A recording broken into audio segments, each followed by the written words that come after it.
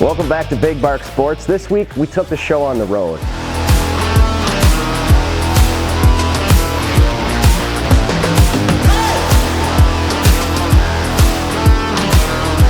A true sports story that started right here in Wisconsin. Here we are at Sconnie Athletic in Grand Chute, Wisconsin. Joining us today is the owner, entrepreneur of Sconnie Athletic Club, Eric Marsh. Eric, thanks for joining us today. Hey, my pleasure. Absolutely. So go into your love of sports that turned into this. Where did it all start with little Eric, little young Eric? Yeah, I grew up on the ice. Started playing hockey when my dad got upset at my mom for signing my sister up for gymnastics. So he took me to the rink and signed me up for hockey. Hockey as revenge for you. It was kind of a little bit, That. He didn't.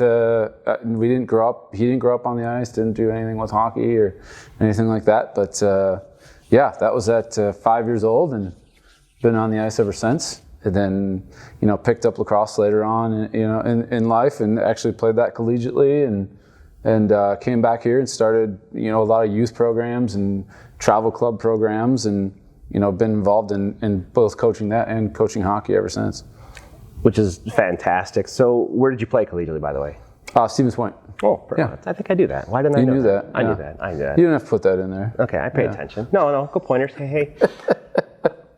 So with that, then literally, like, your dad had zero connection with hockey at all? He was just like, we're going to do this because it's going to piss off mom? Well, I mean, not to that extent, right? But yeah, I mean, a little bit about that. So you're saying he's not a hockey guy? No, not until we started playing. Gotcha. So, all right. So then, with lacrosse, having the youth programs and all that, and you were also the head coach for the Appleton co-op program? Yeah, Appleton United, and now am again.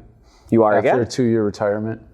See, I'm learning things on this show. That's fantastic. I didn't even know that. Back in the saddle. They got me back. I was thrilled. One time I did get to work again for Spectrum Sports where we covered it. Yeah. And I've seen lacrosse, but I am still, so much is over my head. I saw like most people in our area. Right. Okay, so to that, what was it like trying to bring that to this area and trying to introduce people to a new sport? It was actually quite easy. Well, lacrosse is one of those things where if you start one time, if we get kids out on the field and they get to try it, it's not something that they say, it's just okay. It's something that we're like, hey, this was awesome. We're going to continue to play. The nice thing about starting the program or being in that coaching role or directing role is that most of the families and parents around here know nothing about it, which is glorious because they're not going to come to you and say, hey, I think you should do this, or this is my opinion, or this is this. And, so that part of it's been pretty nice around here. I honestly have never seen a parent try and tell a coach how to coach on any sport. That seems foreign to me. Hilarious. Yeah. Hilarious. Yeah, hilarious. But so that's kind of how we started it around here. And, it started with just literally training kids for like 2 years. And then we had I ended up working for a Lacrosse America program, which is based out of Chicago. And one day they were like, hey, you should bring this team, you should get a team together for this tournament we're having. And we're like, well, we are barely even playing games. Like, okay. And we went down there and we won. And they said, well, you should probably start a club program. It's good coaching. So that, yeah. Clearly good coaching. Clearly.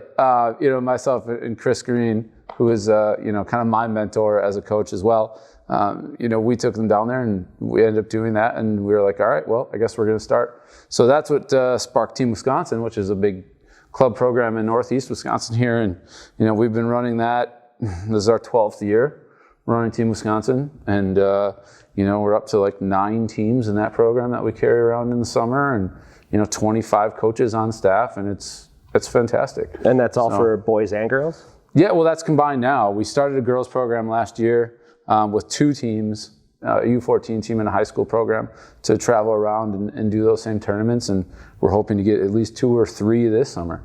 And there's kind of, in some way, I'm sure I'm probably wrong on a lot of this. Just correct me if I'm wrong. I'll fix it. I know. There's kind of a correlation between lacrosse and hockey to begin with. Yeah, it's a really good crossover. It's essentially stick is in your hands on the ice or it's in the air on the field. My kid likes to have her stick up on. Yeah, I've seen on the ice. I've seen it in person. So, yeah. The benefit about lacrosse is that you don't have to have been skating since you were 6 years old.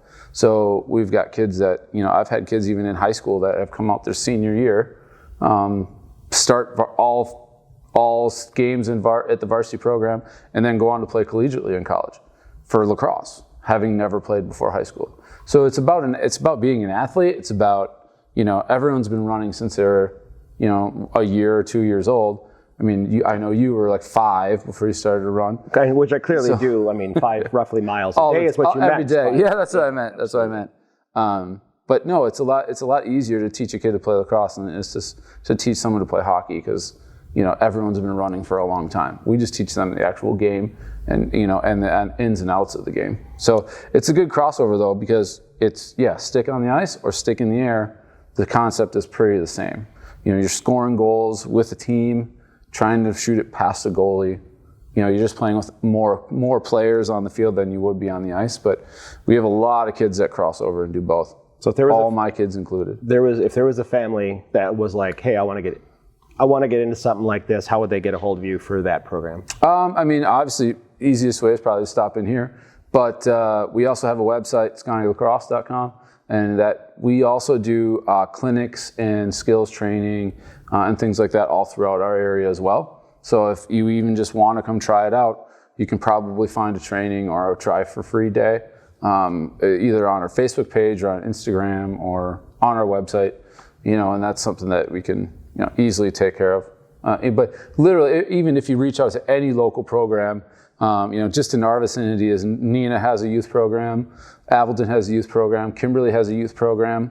You can really reach out to anyone in your area that's involved with that. And I mean, that's kind of how you just get started. And so hearing that right away, I think that's amazing, because you're not like, hey, come to my program. You're like, come play this sport that I love. And you're just trying to grow the sport in general. Yeah, and I think that's a big difference. And I mean, there's a good number of us involved in lacrosse that think that way. And Chris included. Him and I both live in Neenah, but I coach at Appleton. He's in Neenah. But we also want to make sure that Kimberly has a strong program, and that the Green Bay area has a strong program, and Central Wisconsin is growing. And, we look at that as a whole, because the more teams and more kids we get to play, the better our community and our programs are going to be as a whole. So, and especially for us as like a Team Wisconsin guys, the more kids that are playing lacrosse in our vicinity, the more that are going to be on those teams, and be able to travel around and be competitive. So yeah, we look at it as obviously when we're in season, we're going to want to win, that's just the way it is. But, we go around, myself and Chris, we go, do try events to help out anyone in our area. So, I mean, it's definitely a more of a family, type of environment in the lacrosse community right now, just because of how small it is. But we just want to see it grow.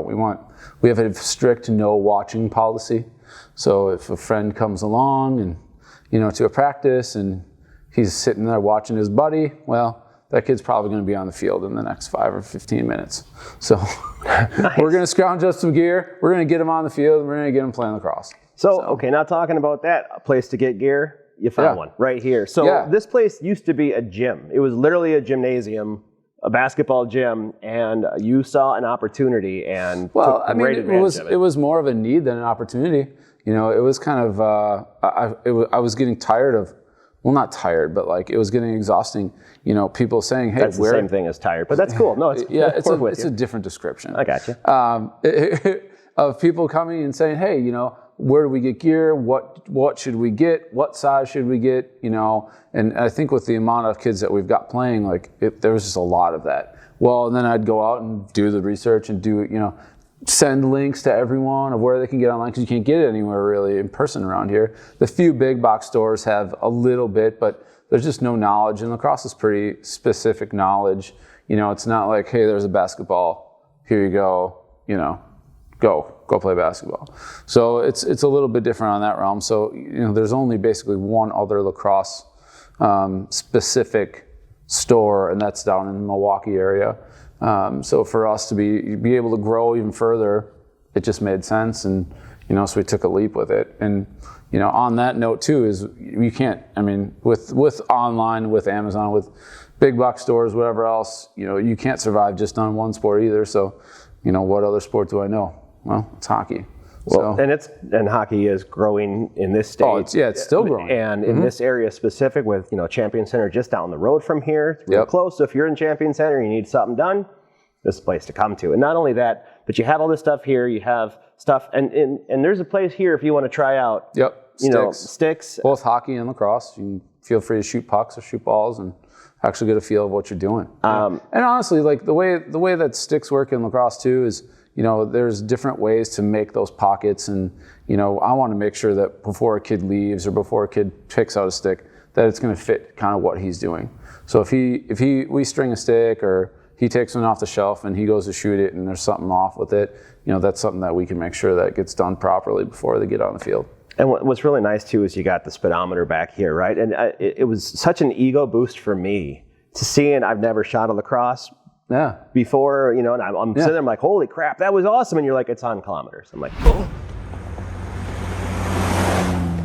31! There was the car. Yeah, sorry. That's awesome. I'll put it on kilometers if we do a demo, just to make it look awesome. Yeah, well, I'm just going to kind of edit over the numbers. You can do kilometers, anyway. I'll do miles per hour. Perfect. Yeah. So, this is, but, so what else are you looking at?